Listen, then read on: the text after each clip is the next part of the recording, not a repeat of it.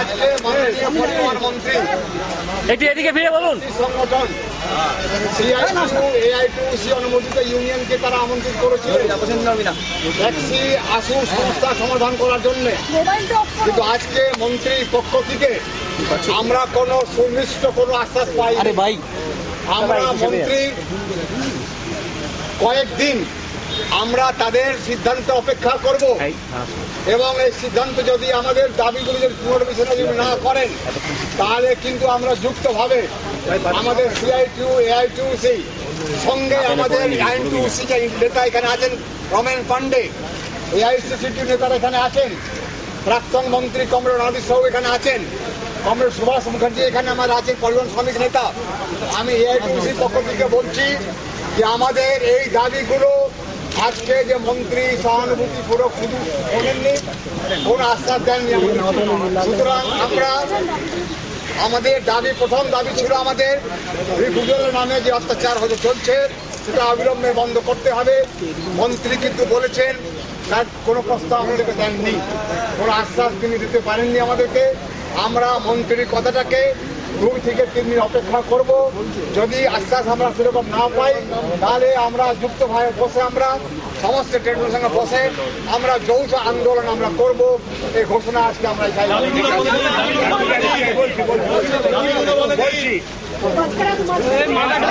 একটু মাঝখানে আসো। আরে মাথা ঢুকে যাচ্ছে, একটু এদিকে আসুন, দেখা যাচ্ছে না আপনাকে, দেখা যাচ্ছে না। আপনাদের ঘুরে যান। শুরুতে মাননীয় মন্ত্রী আমাদের কাছে দিয়েছিলেন যে কি কি ক্ষেত্রে ট্যাক্স ফাইন হতে পারে। দাদা একটু বিজি যান আপনি, লেখা আছে সেটাই মেনে নিতে বলেছিলাম। যে এখানে বলা আছে যে আফটার হিয়ারিং রিফিউজালের ক্ষেত্রে পেনাল্টি যা হবে সেটা আফটার হিয়ারিং। আমরা বললাম আপনি এইটা ঘোষণা করুন যে হিয়ারিং না করে কারোর কাছ থেকে কোনো ফাইন নেওয়া হবে না, কেস করা যাবে না। কিন্তু উনি সেটাও বলতে রাজি হননি। ফলে আমরা মনে করছি এই আলোচনাটা শুধু শোনার জন্য ডাকা হয়েছিল, সমাধানের জন্য নয়।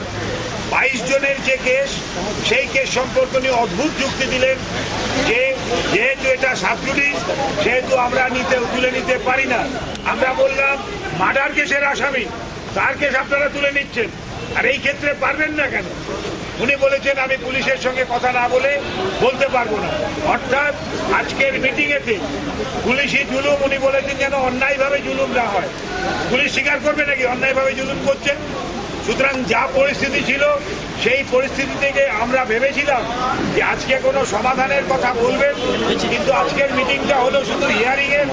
ওনারা শুনলেন, কিছু কথা বললেন, কিন্তু দাবিগুলির মীমাংসার জন্য কোনো পথ দেখাননি। বলেছেন কয়েকদিন সময় নেব। আমাদের মনে হয় একা তো কোনো মন্ত্রী সিদ্ধান্ত নিতে পারেন না, একজনই আছেন, তার কথা না শুনে কিছু কি করে বলবেন?